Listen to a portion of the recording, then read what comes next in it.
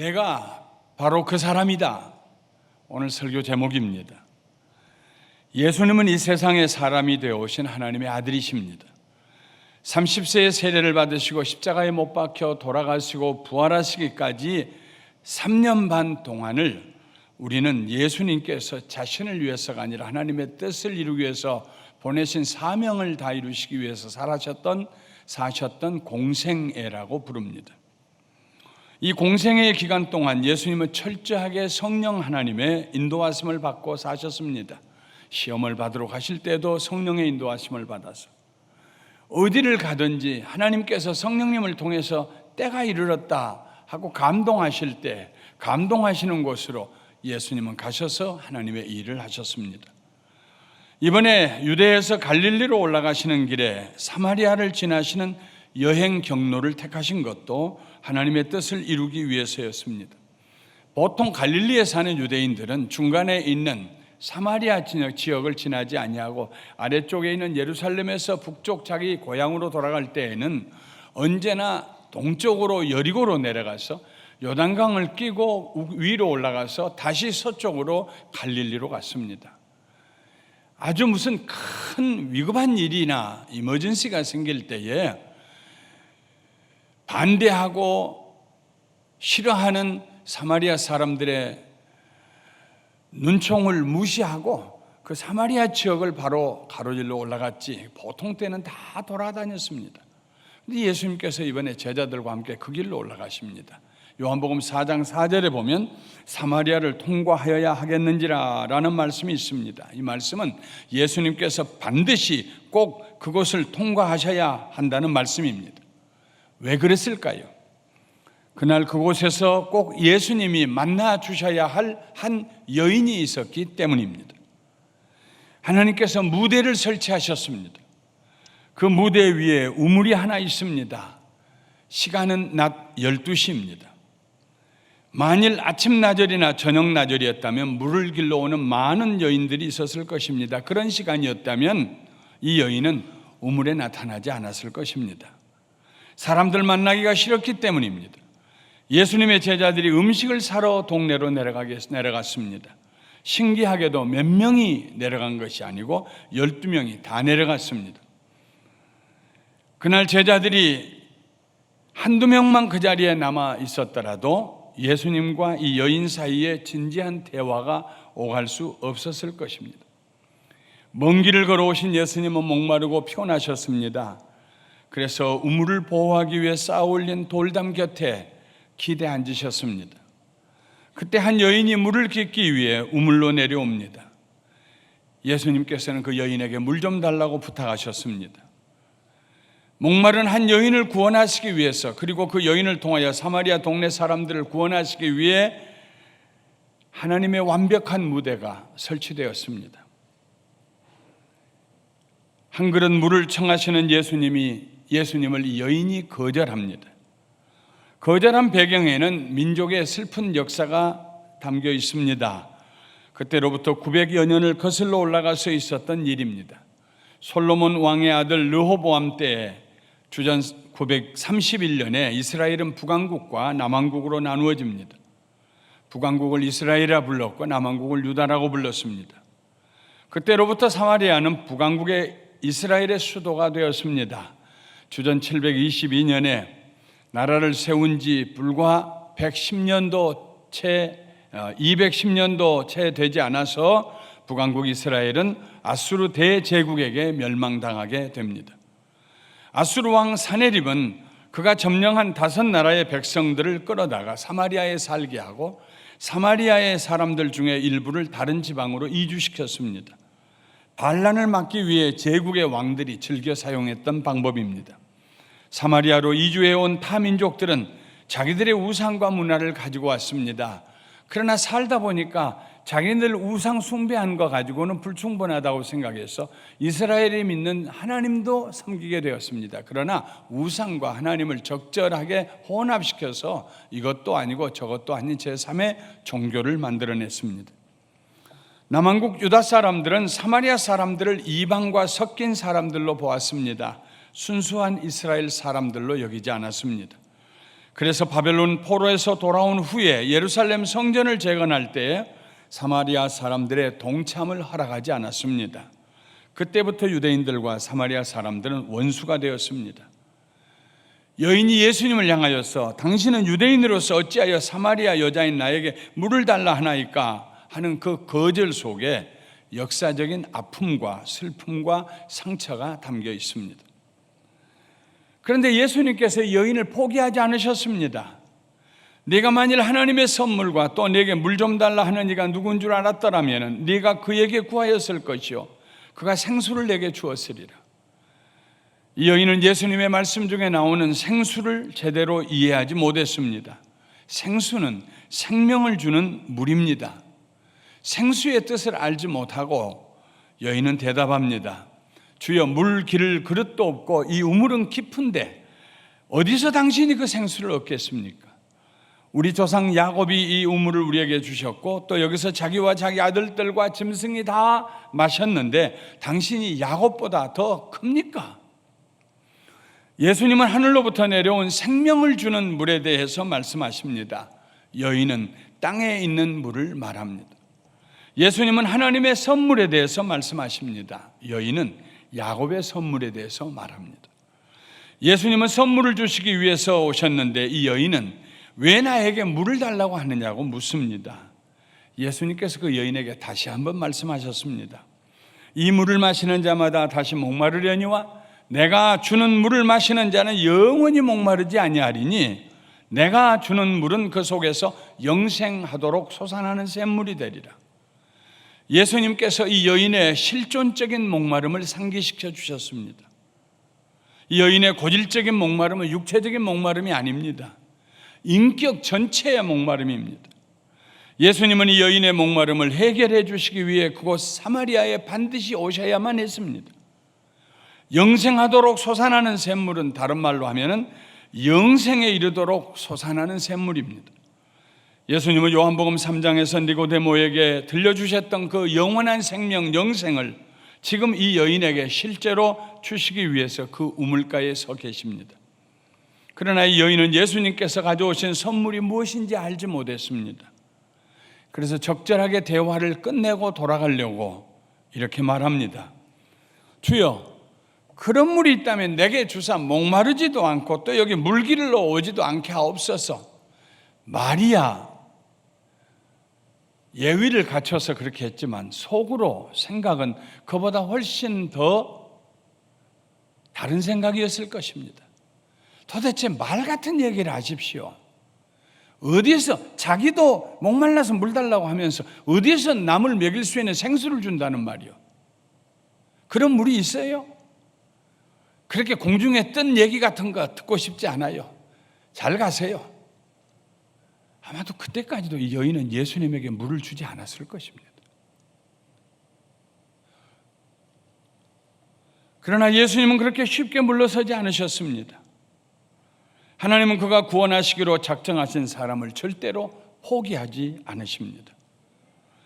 이제는 이 여인을 가두고 있는 감옥을 허무셔야 할 시점이 다가왔습니다. 감옥 문을 열고 그 여인을 꺼내야 될 구원의 역사를 이루실 시점이 다가왔습니다. 이 여인을 결박하고 있는 밧줄을 끊으셔야 할 때가 되었습니다. 가서 내 남편을 불러오라. 물 얘기를 하시다가 영원한 생명을 얻는 생수 얘기를 하시다가 갑자기 가서 내 남편을 불러오라. 그리고 제 1막이 끝나고 커튼이 내려옵니다. 관중석에서 생각이 많았을 것입니다. 갑자기 무슨 저런 얘기를 할까? 물 얘기를 하다가 가서 남편을 불러오라니. 그게 무슨 연관이 있다는 말인가? 사람들이 의구심 속에서 제 2막이 시작되기를 기다립니다. 한참 시간이 흐른 후에 막이 다시 올라갑니다. 제 2막에서 예수님은 진리의 말씀을 사용하십니다. 주변을 맴도는 대사가 아닙니다.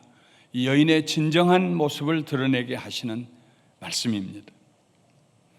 이 여인은 자신의 존재 의미와 삶의 행복을 남편에게서 찾으려고 했습니다. 그러나 만나는 남자들마다 그녀가 바라는 소원을 채워주지 못했습니다. 다른 남자를 만나 결혼했습니다. 이 남자는 채워주겠지. 그런데 그 남자는 이전의 남자가 가지고 있던 것도 안 가지고 있습니다. 상황이 더 악화됐습니다. 헤어지고 세 번째 남자를 만났습니다. 점점 더 악화됐습니다. 네 번째, 다섯 번째 남자를 만났습니다. 만날수록 더 좋아지는 것이 아니라 용납할 수 없는 허점들만 보이기 시작합니다. 여섯 번째 남자와는 결혼 그만두고 그냥 동거하고 있습니다. 그런데 예수님께서 가서 내 남편을 불러오라고 하십니다. 어떤 남편을 불러온다는 말입니까? 내 남편을 불러오라고 1막이 끝나고 2막이 시작되었을 때 관중은 모두 쳐다봅니다. 저 여인이 무슨 말을 대답을 할까? 남편 부르러 내려갈까? 여인이 간단히 퉁명스럽게 대답했습니다. 나요? 남편 없어요. 그런데 예수님은 물러서지 않으십니다. 네가 남편이 없다 하는 말이 옳도다. 너에게 남편 5이 있었고 지금 있는 자도 내 남편이 아니니 내 말이 참되도다. 모처럼 정직한 얘기를 했구나. 모처럼 진리를 얘기했구나. 남편 없다는 말 사실이다. 이전에 5 있었지만 남편이 아니요. 지금 살고 있는 남자도 내 남편이 아니다. 마침내 이 여인이 겉도는 말, 그 말을 멈추고 자기의 삶의 내면을 들춰 보이는 진정한 말을 했습니다. 이 여인에게 있어서 진리는 남편이 없다는 사실입니다. 예수님은 그대로 놔두었으면 몇 명의 남자를 더 만났을지도 모를 이 비참한 여인으로 하여금 나는 남편이 없습니다 하고 자신의 진리를 선포하게 합니다. 구원은 자기가 처한 상황을 있는 그대로 진실하게 받아들일 때에 시작합니다. 여인의 목마름은 밖에 있지 아니하고 안에 있었습니다. 자기 내면에 있는 목마름을 남편들이라는 외적 요소를 통해 해결하려고 하는 이 여인의 문제를 예수님께서 지적하셨습니다. 남편이 문제니? 예수님의 질문은 그것입니다. 놀란 이 여인은 예수님을 선지자라고 불렀습니다. 자기 내면의 비밀스러운 생각을 들추어냈기 때문입니다. 그래서 종교적인 활동을 열심히 하면 자기 문제를 해결할 수 있겠느냐고 넌지시 물었습니다. 우리 조상들은 이 산에서 예배하였는데 당신들의 말은 예배할 곳이 예루살렘에 있다 하더이다. 사마리아 사람으로 예루살렘에 내려가는 것이 어려운 일이겠지만 동네 다른 여자들 만나는 것도 싫어서 뜨거운 대낮에 홀로 우물에 물길로 온 여인이지만 그래도 혹시라도 예루살렘에 가면은 내 문제가 해결되겠느냐? 그런 질문입니다. 이 산은 사마리아에 있는 그리심 산입니다. 예루살렘은 시온산에 있습니다. 이 여인은 여전히 그리심 산과 예루살렘이라는 외형적인 요소들로 자기의 목마름을 해결해 보려고 했습니다. 예수님께서 다시 한번 이 여인의 생각을 조정해 주십니다. 여자여, 내 말을 들으라. 이 산에서도 말고 예루살렘에서도 말고 너희가 아버지께 예배할 때가 이르리라. 아버지께 참되게 예배하는 자들은 영과 진리로 예배할 때가 오나니 곧 이때라. 아버지께서는 자기에게 이렇게 예배하는 자들을 찾으시느니라. 하나님은 영이시니 예배하는 자가 영과 진리로 예배할지니라. 여자여, 내 말을 믿으라. 예수님의 말씀 속에 하나님의 권위가 담겨 있습니다. 믿음은 배타적인 것입니다. 이것도 믿고 저것도 믿는 믿음은 없습니다. 믿음의 대상은 오직 한 분 예수 그리스도뿐이십니다. 그분만이 우리의 믿음을 온전하게 해주실 수 있습니다. 내 말을 믿으라. 예수님의 말씀 외에 다른 믿을 만한 말씀이 세상에 없습니다. 내 말을 믿으라. 하나님은 영이시니 예배하는 자가 영과 진리로 예배할지니라. 성령님의 도우심이 없이는 아무도 예수를 구주라고 부를 수가 없습니다. 성령의 기름 부으심이 없이는 신령한 제사를 드릴 수가 없습니다. 하나님께 예배드리기 위해 나오는 사람들은 정직함과 진실함으로 나와야 합니다. 진리는 어떤 진리를 깨달아야 하는 것이 아니라 자기의 모습을 있는 그대로, 죄된 모습을 있는 그대로 화장시키지 아니하고 꾸미지 아니하고 변명하지 아니하고 부끄러운 채로, 수치스러운 채로, 넘어진 채로 자기 있는 그 모습 그대로 정직하고 진실하게 나오는 것이 진리로 예배드리는 것입니다. 이 진리 속에 회개가 있습니다. 이 진리 속에 감사가 있습니다. 이 진리 속에 간구가 있습니다. 진정으로 진실한 마음으로 정직한 영으로 하나님 앞에 나온 사람만이 회개할 수 있고 감사할 수 있고 하나님께 간구할 수 있습니다. 신령과 진정으로 예배해야 된다는 말씀을 듣고 이 여인은 예수님께서 너무 멀리 나갔다고 생각했습니다. 자기 같은 사람은 영과 진리로 예배하는 그 자리에 어울리지 않는다고 생각했습니다. 이쯤에서 다시 대화를 끊고 싶었습니다. 한적한 우물가에서 외간 남자와 이렇게 오랫동안 이야기를 하고 있는 모습을 혹시 누군가 본다면 동네에 또 다른 회개한 소문이 돌아다닐지도 모릅니다. 그래서 아마도 물동이를 만지작거리면서 마지막으로 예의를 갖추어서 예수님에게 이렇게 말합니다. 메시아, 곧 그리스도라 하는 이가 오실 줄을 내가 아노니 그가 오시면 모든 것을 우리에게 알려주실 것입니다. 수백 년 동안 기름 부음 받은 자 메시아가 오면 우리를 구원해 주실 것이다. 유대인들도 그 꿈을 가지고 살았고 이스라엘 사람들도 그 꿈을 가지고 살았습니다. 바리새인도 그 꿈을 가지고 살았고 세리들도 그 꿈을 가지고 살았습니다. 메시아가 오시면, 기름 부음 받은 자가 오시면. 그래서 그렇게 얘기하고 대화를 마감하고 싶었습니다.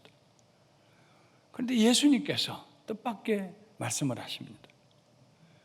네게 말하는 그가 바로, 내가 바로 그다.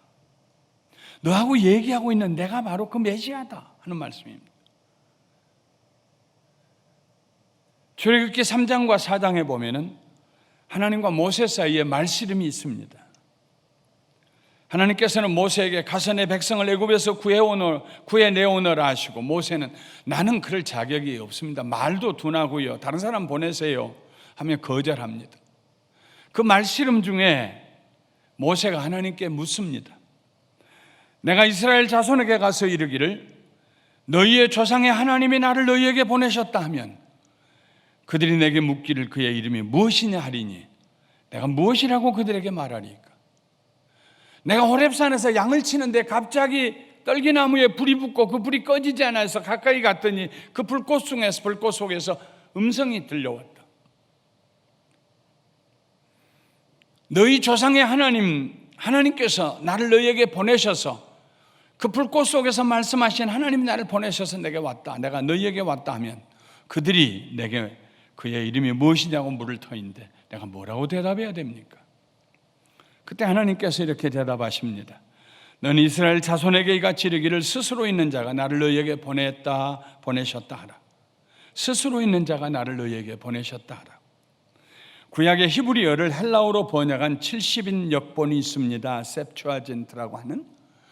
전해 내놓은 얘기로는 저 이집트의 카이로에서 보이는 멀지 않은 곳에, 지금은 그 밑바닥만 바닷속에 있다고 합니다만은 큰 등대가 있었는데 그 등대 속에서 70명의 사람들이 모여서 구약을 히브리어를 헬라어로 번역했다 하는 전설이 있습니다. 어쨌든 이 70인역은 지금도 우리가 가지고 있습니다. 거기에 보면은 나는 스스로 있는 자 아니라는 말씀을 에고 에이미 호온이라고 번역되어 있습니다. 호온은 the being, I am, 에고, 에이미, 에고, I, 에이미, am, the being. 나는 스스로 존재하는 자 아니라. 근데 거기에 에고, 에이미라는 말이 나옵니다. I am. 그런데 예수님께서 사마리아 여인에게 너에게 말하는 내가 바로 그다 하는 말씀이 헬라어로 똑같은 말씀입니다. 에고, 에이미, 나다, I am, 나다. 하나님께서 모세에게 하셨던 그 말씀을 예수님께서 사마리아 여인에게 하고 계십니다. 나다. 에고 에이미.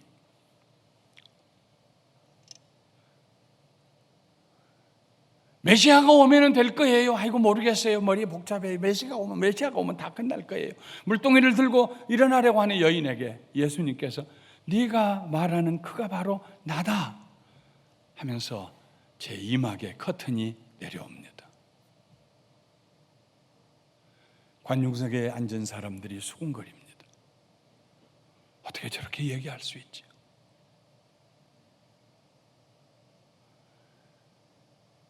내게 말하고 있는 내가 바로 그다. 저분은 누구지?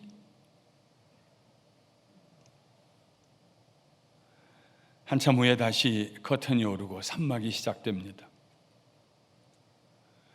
여인이 물동이를 버려두고 동네로 내려가면서 큰 소리로 외칩니다. 내가 행한 모든 일을 내게 말한 사람을 와서 보십시오. 이 사람이 그리스도가 아니겠습니까? 와서 보세요. Come and see. 이 사람이 우리가 기다리던 메시아가 아닙니까? 내가 했던 모든 일을 나에게 얘기한 사람입니다.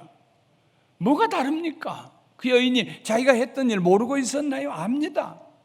그런데 예수님이 그 여인에게 얘기할 때 비로소 그 여인은 자기가 잘못된 길을 걸어갔다는 것을 알게 되었습니다. 내가 행하였던 모든 길을 내게 말한 사람을 와서 보십시오. 그가 그리스도가 아니겠습니까? 고추에서 방금 빠져나온 나비처럼 여인은 자유롭게 동네에 내려가서 외칩니다. 자기가 살았던 감옥에서 방금 나온 여인처럼 감격을 가지고 대지에 입을 맞춥니다. 자기가 이제까지 한 일, 남편을 5이나 갈아치우고 또 다른 남자를 자기 집에 맞아들인 그 지긋지긋한 일들을 마치 남의 일 말하듯이 합니다. 이제는 자유했습니다. 신령과 진정으로 하나님 앞에 나갈 수가 있었습니다. 생전 처음으로 떳떳하게 사람들을 만나고 사람들에게 좋은 소식을 전할 수 있었습니다. 이 여인이 동네로 내려갈 무렵 제자들이 음식을 가지고 올라왔습니다. 예수님께서 그 여인과 이야기하시는 모습을 보고 이상히 여겼지만, 왜냐하면 유대인들은 사마리아 사람들과 상종하지 않는데 더구나 유대인 선생님이 사마리아 여인과 얘기한다는 것은 아무리 생각해도 이해할 수가 없었기 때문입니다. 그러나 차마 물어볼 수가 없었습니다. 음식 드시라고 하는데 예수님께서는 이미 드셨다고 하십니다. 어리둥절한 얼굴로 쳐다보는 제자들에게 예수님께서 대답하셨습니다. 나의 양식은 나를 보내신 이의 뜻을 행하며 그의 일을 온전히 이루는 것이니라. 사마리아로 지나가셔야 했던 그 목적을 예수님께서 다 이루셨습니다. 자꾸만 대화에서 빠져나가려고 하는 그 여인을 붙들고 결국에는 그 여인을 가두고 있던 감옥을 하나님의 권세로 깨뜨리고 자유하게 해 주셨습니다. 어둠에 갇혀있던 한 여인을 구원하시고 빛과 자유와 기쁨을 선물로 주셨습니다. 영원한 생명을 주셨습니다.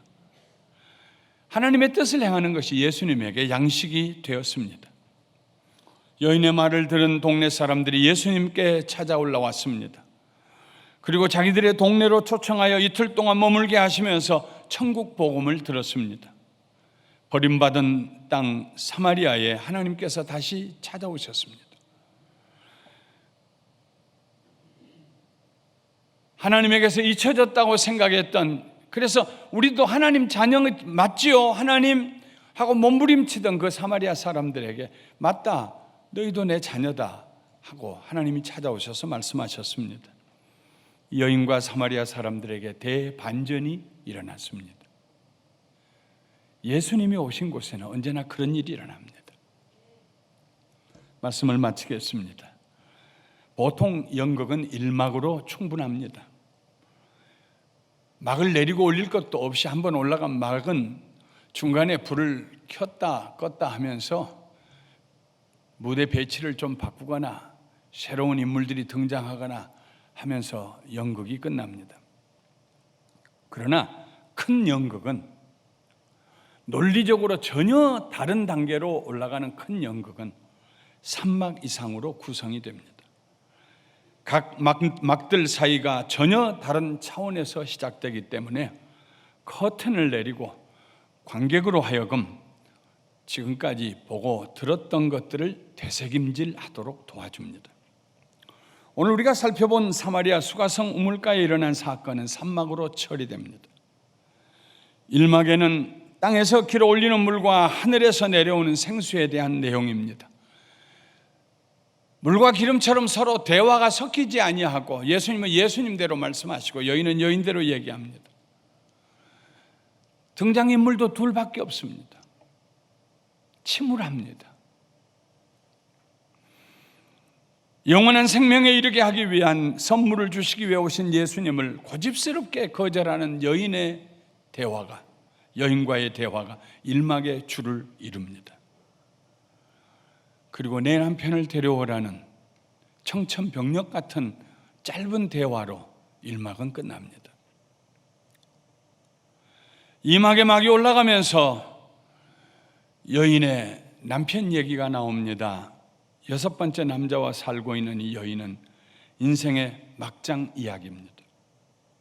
한 인생의 상처받은 이야기요, 감옥살이 이야기입니다. 비난하는 사람은 많은데 위로해 주는 사람은 없고, 구덩이로 던지는 사람은 많은데 손잡아 건져내 주는 사람은 아무도 없습니다. 그때 예수님께서 말씀하십니다. 너를 구원해 줄 메시아는 바로 나다. 에고 에이미. 내가 너를 구원하기 위해서 왔다. 그리고 2막에 막이 내려옵니다. 3막은 1막과 비교하면 전혀 딴판입니다. 1막의 무대가 회색으로 칠해져 있다면 3막은 무지개 색깔로 칠해져 있습니다. 즐거움의 소리로 가득합니다. 사람들의 소리가 가득합니다.